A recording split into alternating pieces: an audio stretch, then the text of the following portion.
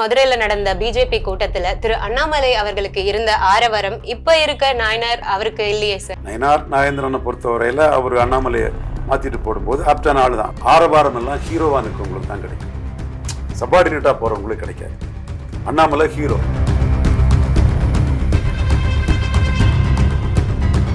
விஜயகாந்துக்கு 5.5% மேற்பட்ட வாக்குகள், வைகோவுக்கு 3% வாக்குகள், ஈஸ்வரனுக்கு வாக்குகள் ஒரு 10% வாக்குகள், 2014 இருந்த வாக்குகள் இல்லாமலே அவர் செய்து காட்டினார். இதை காட்டும் போதுதான் பெரிய கவுண்டர் எடப்பாடி பழனிசாமிக்கு சின்ன கவுண்டர் அண்ணாமலை மேல பொறாமை, காழ்ப்புணர்ச்சி, வன்மம். அண்ணாமலைக்கு சாதனையை பொறுக்க முடியாம 2014 என்னன்னு அபத்தமா ஒரு முன்னாள் முதல்வர் அபத்தமா முட்டாள்தனமா ஒரு கம்பாரிசனை பண்ணார்.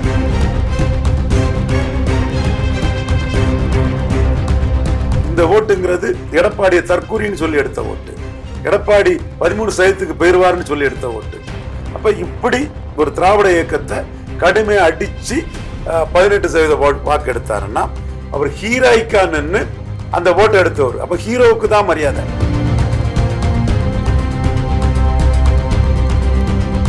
திரு அண்ணாமலை அவர்களே அவங்க கட்சிக்குள்ளேயே எப்படின்னா அவரு தனிச்சையா செயல்படுறாருன்னு ரங்கராஜ் பாண்டே எல்லாருமே சொல்லிருக்காங்க. ரங்கராஜ் பாண்டே யாரு? குயிஸ்கி பிகாரி பிராமின் ரங்கராஜ் பாண்டே யாரு?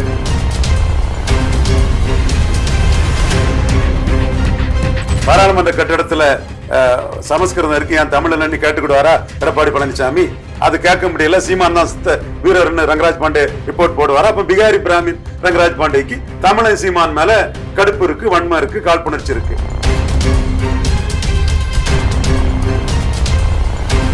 பன்னீர்செல்வத்துக்கு இருக்கிறதுல 2/3 தான் எடப்பாடிக்கு ஆள் இருக்கான், சொந்த ஆள் இருக்கிறான். அப்ப அமைப்பு வச்சு நிற்கிறாரு. அப்போ அவர் அமைப்பு ரீதியா அவர் எடுத்தது 19.4, பாஜக எடுத்தது 11.4 தாமரையில, என்டிஏ எடுத்தது 18. இந்த 19.4க்கும் 11.4க்கும் ரேஷியோ அடிப்படையில் சீட்டு வேணும். இது தரலன்னா எடப்பாடி பழனிசாமி 29ல மோடியை கலத்தி விட்டுருவாரு.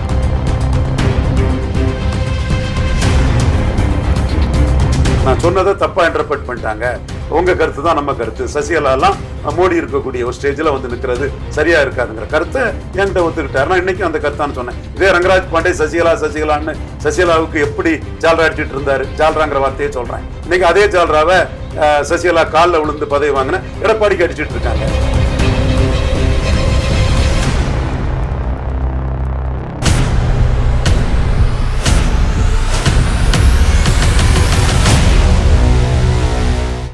பொலிட்டிக்கல் தளம் 25 சேனல் நேயர்களுக்கு வணக்கம். நான் உங்கள் விஜய் மோனிஷா. தொடர்ந்து நம்ம சேனல்ல அரசியல் விவாதங்கள் நிறைய பண்ணிட்டு இருக்கோம். அரசியலை பத்தி சுவாரஸ்யமான விஷயங்களை நம்ம தெரிஞ்சுக்கிட்டு இருக்கோம்.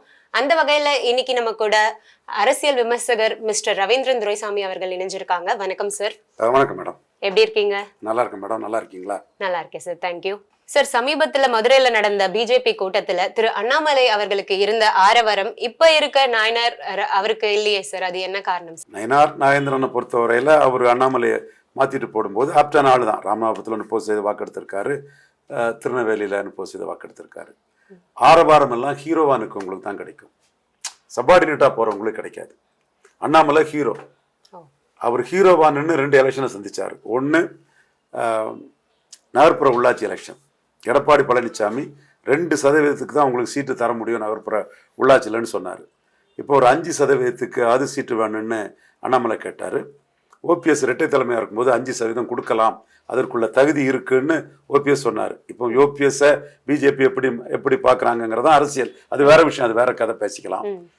அப்போ அண்ணாமலை உடச்சிக்கிட்டு நின்னதுல எடப்பாடிக்கு பெரிய பின்னடைவு. 3வது இடத்த அண்ணாமலை பெற்றுட்டார். நான் கூட சொன்னேன், சீமான் 3வது வரமாட்டாரு. சட்டமன்றத்தில் சீமான் 6.8 எடுத்து 3வது வந்திருக்காருன்னா அவருக்கு பிரச்சார பலம், அவருக்கு லீடர்ஷிப். இது அமைப்பு பலம். அமைப்பு பலம் அண்ணாமலை டெல்லி ரிசல்ட்ஸோட அவர் 3வது இடம் வந்துடுவாருங்கிறத நான் தெளிவாகவே கூறினேன். அதே மாதிரி 3வது இடம் அண்ணாமலை வந்தார். அப்போ ஹீரோவா இந்த கட்சி 2% தான் சொன்ன எடப்பாடியை முறியடிச்சு எடப்பாடிக்கு பெரிய பின்னடைவை கொடுத்து அவர் 5% தன்னை நிரூபிச்சு காட்டினார். அதுபோல 2024 மக்களவையில் 6 சீட்டு தான் பாஜகவுக்கு தருவோன்னு சொன்னார். 12 சீட்டு குறைஞ்சு நாங்கள் நிற்க மாட்டோம்னாரு. அதுக்கு பிறகு அவர் ஹீரோவா அந்த களத்துக்குள்ள தனிச்சு ஒரு அணியை கட்டமைச்சாரு. பாஜகவுக்கு 19, தாமரையில் நிற்கக்கூடிய 4 பேருக்கு 4 சீட்டு, 23 சீட்டு தாமரைக்கு, ராமதாஸுக்கு 10, ஓபிஎஸ்க்கு 1, தினகரனுக்கு 1, வாசனுக்கு 3 வேஸ்ட்டு. அந்த ஒன்று கூட நல்ல ஓட்டு எடுத்தாங்க, 3 ஓட்டு எடுக்கல. ஒருவேளை வாசன்னா நல்ல ஓட்டு எடுத்திருப்பார் மற்றவங்கள மாதிரி. இப்படி அவர் ஒரு அணியை கட்டமைச்சு அவர் 18% வாக்கை நிரூபிச்சிட்டார். இந்த 18%ங்கிறது தமிழக பாஜக வரலாற்றில் யாரும் செய்யாத சாதனை. இல Ganesan G செய்யாதது, Pon Radhakrishnan செய்யாதது, doctor Tamilisai செய்யாதது. தமிழிசையும் doctor Pon Radhakrishnan, doctor தமிழிசையும் எங்கள் டிஸ்ட்ரிக்ட்காரங்க தான். தென் எல் முருகன் செய்யாதது, சிபி ராதாகிருஷ்ணன் செய்யாதது, எந்த ஒரு பாஜக தலைவரும் செய்யாத இதை அவர் செய்து காட்டினார். அதாவது விஜயகாந்துக்கு 5.5% மேற்பட்ட வாக்குகள், வைகோவுக்கு 3% வாக்குகள், ஈஸ்வரண்ணனுக்கு வாக்குகள் ஒரு 10% வாக்குகள், 2014 இருந்த வாக்குகள் இல்லாமலே அவர் செய்து காட்டினார். இதை காட்டும் போதுதான் பெரிய கவுண்டர் எடப்பாடி பழனிசாமிக்கு சின்ன கவுண்டர் அண்ணாமலை மேல பொறாமை, காழ்ப்புணர்ச்சி, வன்மம் எவ்வளவு வேணாலும் வார்த்தைகளை போட்டுடுங்க, அத்தோட பச்சையா அண்ணாமலைக்கு சாதனையை பொறுக்க முடியாம 2014ஓட என்னன்னு அபத்தமா ஒரு முன்னாள் முதல்வர் அபத்தமா முட்டாள்தனமா அவர் கம்பாரிசனை பண்ணாரு. அபத்தம், முட்டாள்தனம், இது எல்லாம் இந்த வார்த்தை எடப்பாடி பழனிசாமிக்கு பொருந்தும். காரணம், வைகோ, கேப்டன் விஜயகாந்த், ஈஸ்வரன் இல்லாமலே 18% அண்ணாமலை காட்டிட்டாரு, 10% வாக்கை ஏத்திட்டாருங்கிறத அவரால் தாங்க முடியல. அப்போ நீங்க அண்ணாமலைக்கு இன்னைக்கு இந்த மதிப்பு இருக்குதுன்னு சொன்னா இந்த 18% வாக்குகளையும் ஒரே குட்டையில் ஊறிய மட்டைகள்னு பெருந்தலைவர் காமராஜ் சொன்ன அந்த வார்த்தைகளின் அடிப்படையில் எடுத்தது. இந்த 18% ஜெயலலிதா இன்ஸ்டிடியூஷனல் கரப்ட் லேடி, ஊழலை ஒரு ஒரு இன்ஸ்டிடியூஷன் ஆக்ட், ஒரு அமைப்பாட்டு ஊழல் பண்ணவங்க ஜெயலலிதா. இது ஊழல் பண்ணி அதுக்கு சீஃப் மினிஸ்டருக்கு பங்கு கொடுத்த ஒரு ஊழல் பேர்வழி ஜெயலலிதா. அந்த ஊழல் பேர்வழி ஜெயலலிதாவை ஊழல் பேர்வழி அடிச்சு இந்த 18% எடுத்தார். நேனா நாயந்திரன் வருத்தப்படலாம், அவர் கூட பங்கு கொடுத்திருப்பாரு, அடிச்சு ஜெயலலிதாவுக்கு பங்கு கொடுத்திருப்பாரு, அது மறுக்க முடியாது அவரால். அப்போ ஜெயலலிதா ஊழல்னு சொல்லி இந்த 18% எடுத்தது அண்ணாமலை. அடுத்து பேரறிஞர் அண்ணா பெருந்தகைய பசுமன் ஐயா முத்துராமலிங்க தேவர் கடவுள் மறுப்பு பேசினதுக்காக மதுரையில் பேச விடாம விரட்டிட்டாருன்னு திராவிட இயக்க தலைவர், திராவிட இயக்கம் சார்பா முதல்வர் அண்ணாவை இந்துத்துவ பாலிசி கொண்ட பசுமன் தேவர் விரட்டிட்டாருங்கிறத சொல்லி எடுத்த ஓட்டு. ஸோ இந்த ஓட்டுங்கிறது எடப்பாடியை தற்கூரின்னு சொல்லி எடுத்த ஓட்டு, எடப்பாடி 13% போயிருவாருன்னு சொல்லி எடுத்த ஓட்டு. அப்ப இப்படி ஒரு திராவிட இயக்கத்தை கடுமையாக அடிச்சு 18% வாக்கு எடுத்தாருன்னா அவர் ஹீரோய்க்கா நின்று அந்த ஓட்டை எடுத்தவர். அப்ப ஹீரோவுக்கு தான் மரியாதை. இப்ப நான் அண்ணாமலையை ஆவுன்னு பேசுறேன்னு நீங்க பார்க்க வேண்டாம். இதே கைத்தட்டும் இதே வரவேற்பும் அண்ணாமலையை வைக்கக்கூடிய அளவுக்கு சீமானுக்கு இருந்து. காரணம், சீமான் ஹீரோவா நிற்கிறாரு, தான் ஹீரோன்னு நிற்கிறாரு. வீரப்பன் கொள்ளக்காரனா கருணாநிதிக்கும் ஜெயலலிதாவுக்கும் என்ன பேருன்னு கேட்டு நிற்கிறாரு. அப்ப அந்த ஹீரோக்களுக்கு தான் கைத்தட்டு. அண்ணாமலை ஹீரோ. உங்களோட பெர்செப்ஷன்ல அண்ணாமலை அவர்கள் வந்து ஒரு ஹீரோவா பாக்குறீங்க? உண்மை. சரி, இப்போ நீங்க சொல்ற மாதிரி திரு எடப்பாடி அவர்களுக்கு அண்ணாமலை மேல பொறாமை இருக்கிறதுக்கு காரணம் என்னவா இருக்கும் சார்? ஏன்னா வந்து ஏடிஎம்கே வந்து என்டிஏவோட அலையன்ஸ் அறிவிச்ச போது வீட்டுக்கு போய் விருந்தெல்லாம் சாப்பிட்டுருக்காங்க. அப்படி இருக்கவங்க ஏன் பொறாமப்பட போறாங்க? அது அமித்ஷா போய் சாப்பிட்டாரு, இவர் நயனா நாயந்திரன் போய் சாப்பிட்டாரு. அண்ணாமலைங்கிறது அந்த இடத்துக்குள்ள ஒரு உரையில 2 வாள் இருக்க கூட முடியாதுன்னு பெரிய கவுண்டருக்கு சின்ன கவுண்டரை கண்டு பொறாமை. இவர் வளர்ந்துருவாரோன்னு பெரிய கவுண்டருக்கு மகன் மிதுன் பழனிசாமிக்கும் அந்த பொறாமை. ஸோ அதன் வெளிப்பாடு தான் அவங்க அண்ணாமலை நீக்கினாதான் கூட்டணின்னு அவங்க சொன்னாங்க. அண்ணாமலையும் அந்த கூட்டணியை எப்படி கொண்டு வந்தாருன்னா, கல் நல்ல உணவு, சீமான் அண்ணன் கல்லுக்கு ஆதரவா இருக்கிறாரு, சீமான் அண்ணன் காசு கொடுக்காம ஓட்டு வாங்குறாரு, சீமான் அண்ணன் ஒரே குட்டையில் உரிய மட்டைகள்னு பெருந்தலைவர் காமராஜ் சொன்ன அதே வழியில நிற்கிறாருன்னு சீமான ப்ரொஜெக்ட் பண்ணி பேச ஆரம்பிச்சிட்டாரு. அமித்ஷா கிட்ட பிரசன்டேஷனே கொடுத்தாரு. நம்ம சீமான சீஃப் மினிஸ்டர் சொன்னா அது வந்து நமக்கு 26% ஓட்டு ஜம்பாகி வரும், நாம வந்து எடப்பாடியை 3ஆவது தள்ளிடலாம், 13% ஓட்டுக்கு தள்ளிடலான்னு அமித்ஷாட்ட பிரசன்டேஷன் கொடுத்தாரு. அதை தெரிஞ்சுக்கிட்டு மேற்கு மண்டலத்தில் உள்ள பாஜக தலைவர்கள் வானதி சீனிவாசன் இவங்கெல்லாம் மோடி சீமான் தான் சீஃப் மினிஸ்டர் இன்னைக்கு சொன்னாலும் ஒத்துக்குவாங்க, கட்சி கட்டுப்பாடானவங்க, சகோதரியை வந்து அந்த இடத்துக்குள்ள நான் பாராட்டுறேன்.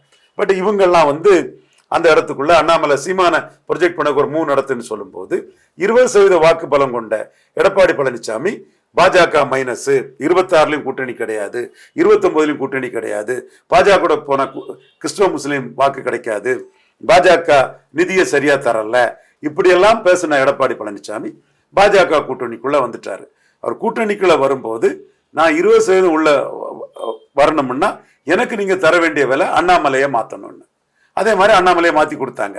ஆனா 11.4% வாக்காளர்களும் அண்ணாமலை தலைவராக இருந்து எடுத்த வாக்கு. சோ அவங்க அண்ணாமலைய ஒரு ஹீரோவா பாக்குறாங்க. இதுதான் உண்மை. அங்க கைத்தட்டினதெல்லாம் அண்ணாமலைக்கு விளையாட கொண்ட கம்யூனிட்டி அல்ல. தெற்க உள்ள இந்து நாடார்கள் மறவர்கள் கைத்தட்டினாங்க, நயந்தனுக்கு ஜாதிக்காரங்க கைத்தட்டினாங்க. ஏன்னா அண்ணாமலை அந்த ஓட்டை எப்படி எடுத்தாருன்னா 24க்கு பிறகு அதிமுக ஓபிஎஸ் மறவர் தினகரன் கள்ளர் இவங்க கையில வந்துடும் எடுத்தாரு. அண்ணாமலைக்கு வார்த்தையை நம்பிதான் முக்குலத்தோர் சமுதாயம் வந்து பெரிய அளவுக்கு இந்த வாக்க போட்டாங்க. சோ அவங்க தான் அண்ணாமலை நம்ம தலைவர்கள் கையில அதிமுக வரணும்னு பேசின உடனே அந்த கை தட்டுறாங்க. திரு அண்ணாமலை அவர்களே வந்து அவங்க கட்சிக்குள்ளேயே எப்படின்னா அவரு தனிச்சையா செயல்படுறாருன்னு ரங்கராஜ் பாண்டே எல்லாருமே சொல்லிருக்காங்க. ரங்கராஜ் பாண்டே யாரு? ஹுயிஸ்கி பிகாரி பிராமின். ரங்கராஜ் பாண்டே யாரு? அவரும் ஒரு அரசியல் விமர்சகர். அவர் கட்சியில இருந்து சொல்லல, அரசியல் விமர்சகர். தம்பிக்கு என்னோட ரீச் உண்டு, அதெல்லாம் நான் மறுக்க வரல. நீங்க கட்சிக்குள்ள இருந்து யாரு சொன்னா சொல்லுங்க? தனிச்சையா செயல்படுறதாட்டு கட்சிக்குள்ள இருந்து யாரு சொன்னா? கட்சிக்குள்ள இருந்து யாரும் சொல்லல. ஆனா அவர் மேல வந்து நிறைய விமர்சனங்கள் இருக்கு. ரங்கராஜ் பாண்டே நான் கேக்குறேன், சாமின்னு எடப்பாடி ரங்கராஜ் பாண்டே சொல்லுவாரு. தம்பி தான் எனக்கு. பாராளுமன்ற கட்டிடத்துல சமஸ்கிருதம் இருக்கு, என் தமிழ்ல கேட்டுக்கிடுவாரா எடப்பாடி பழனிசாமி? அது கேட்க முடியல, சீமான் தான் சித்த வீரர்னு ரங்கராஜ் பாண்டே ரிப்போர்ட் போடுவாரா? அப்ப பிகாரி பிராமின் ரங்கராஜ் பாண்டேக்கு தமிழன் சீமான் மேல கடுப்பு இருக்கு, வன்மை இருக்கு, காழ்ப்புணர்ச்சி இருக்கு. அண்ணாமலை தமிழன் சீமான சீஃப் மினிஸ்டர் சொல்லலாம்னு சொல்லக்கூடியவர். அப்போ அவருக்கு தீவிர மீச்ச மாதிரி அவ்வா வண்ணி கதறத்தானே செய்வாரு ரங்கராஜ் பாண்டே. தம்பி தான், அது வேற விஷயம். நான் சொல்றது நியாயமா இல்லையா? சோ அதைத்தான் சொல்ல வரேன். நீங்க பாஜகவுக்குள்ள இருந்து அண்ணாமலை தன்னிச்சையா செயல்படுறாருன்னு யார் சொன்னா? அண்ணாமலை பாஜக நன்மைக்காக தான் இருக்கிறாரு. 11.4% ஓட்டு அண்ணாமலைக்கு உழைப்புல மோடி பிரதமர்னு எடுத்திருக்குது. 19.4% ஓட்டு எடப்பாடி பழனிசாமி ஐயா காசு செலவழிக்காம அவர் எடுத்திருக்கிறாரு. பாராளுமன்ற எலெக்ஷன்னா ஐயா சீமானு கீழே விளவங்கோட்டில் போயிருக்கிறாரு, 4வது இடம் போயிருக்காரு. ஜெயலலிதாவோ எம்ஜிஆரோ 4வது போனதில்லை எங்கேயும். ஐயா வந்து புதுச்சேரியில சீமானு கீழே 4வது இடம் போயிருக்காரு. அவருக்கு அப்ப ஈர்ப்பு சக்தி இல்லை எடப்பாடி பழனிசாமிக்கு. அப்போ அவர் எடுத்தது கட்சி அமைப்பு ஓட்டு தான். இன்னைக்கு வந்து பர்சனல் பேஜ்ல பன்னீர்செல்வத்துக்கு இருக்கிறதுல 2/3 தான் எடப்பாடிக்கு ஆள் இருக்கான், சொந்த ஆள் இருக்கிறான். அப்ப அமைப்பு வச்சு நிற்கிறாரு. அப்போ அவர் அமைப்பு ரீதியா அவர் எடுத்தது 19.4, பாஜக எடுத்தது 11.4 தாமரையில, என்டிஏ எடுத்தது 18. இந்த 19.4க்கும் 11.4க்கும் ரேஷியோ அடிப்படையில் சீட்டு வேணும். இது தரலன்னா எடப்பாடி பழனிசாமி 29ல மோடியை கலத்தி விட்டுருவாரு. அத்வானிய ஜெயலலிதா சொல்லியும் கலத்தி விட்டாங்கல்ல 2009ல, அதே மாதிரி மோடியை கலத்தி விட்டுருவாரு. Master the art of teaching, அவரை நம்ப முடியாதுன்னு சொல்றோம். அது ரங்கராஜ் பாண்டேக்கு வலிக்குமா? அவர் வன்மத்திலையும் காழ்ப்புணர்ச்சியிலையும் கலைஞருக்குள்ள எதிர்ப்பு ஸ்டாலினுக்கு இல்லைங்கிற அடிப்படையே தெரியாம பொய்யா கட்டுக்கதைகளை ரீலா கலர்களா விடக்கூடியவர். அப்ப அவருக்கு இதை பற்றி என்ன கவலை? மோடியை நீச்சுன்னு சொன்னா பிரியங்கா காந்தி லீச்சி எச்சி பண்ணுன்னு அர்த்தம், அதுக்கு மணிசங்கர் லீச்சி எச்சி பையன்னு அர்த்தம். அப்படி எங்களுக்கு தான் வலிக்கும், நாங்க தான் அதுக்கு பதில் சொல்லுவோம். மோடி எடப்பாடி பழனிசாமி ஏமாத்திட்டு போனா ரங்கராஜ் பாண்டேக்கு அதை பற்றி கவலை இல்லை. அவருக்கு ஸ்டாலினுக்கு எதிராக ஒரு அணி வேணும். அப்படி சொன்னாதான் அமைப்பு, அதை சொன்னாதான் சாணக்கியாவுக்கு 4 வியூவர்ஸ் இருப்பான். அதுக்காக ஒரு பொய்யும் புரட்டையும் சொல்லி அவருக்கு தொழிலை பார்த்துட்டு இருப்பாரு. அது அவருக்கு தொழில் வளர்ச்சிக்காக பண்ணுவார். தொழில் வளர்க, வாழ்த்துக்கள். நம்ம வந்து அப்படி இல்லை. 29ல மோடிய எடப்பாடி ஏமாத்திடக்கூடாதுங்கிறதுக்காக அண்ணாமலை பிஎம்ஓ கொடுத்தது மாதிரி பலத்திற்கு ஏற்ப சீட்டு வேணும். 10% ஓட்டாது பாஜக நிரூபிச்சாகணும். அப்பதான் 29ல பாஜகவுக்கு ஒரு அணி அமைக்க முடியும். அதைத்தான் என் போன்றவர்கள் சொல்றோம். ரங்கராஜ் பாண்டே மோடி மேல அக்கறை உள்ளவர் தான், சங்கிதான் அவர். நானும் சங்கிதான், அவரும் சங்கிதான். பட் அவர் பிகாரி பிராமின். நான் தமிழன் சீமானுக்கு மெரிட்ட சொல்றேன். பிகாரி பிராமினுக்கு ஒரு தமிழ் தேசியம். இப்போ குடமுழுக்கு திருச்செந்தூர்ல சீமான் தமிழ்லன்னு சொல்றாரு. பிகாரி பிராமின் ரங்கராஜ் பாண்டே நியாயமானவர்னா அதை வச்சு ஒரு வீடியோ போடணும். தமிழர் மத்தியில் இப்படி ஒரு ஆதரவு இருக்கு, அதுதான் நியாயம்னு ஒரு வீடியோ போடணும். போட்டா அவரு தமிழன், இந்த மண்ணுக்கு தக்கன வாழக்கூடியவர்கள் அர்த்தம். அதாவது பிகாரி ஆட்டு சீமான் மீது வன்மத்தையும் காழ்ப்புணர்ச்சியிலையும் பொய்களை சொல்லக்கூடிய ஒரு மோசடி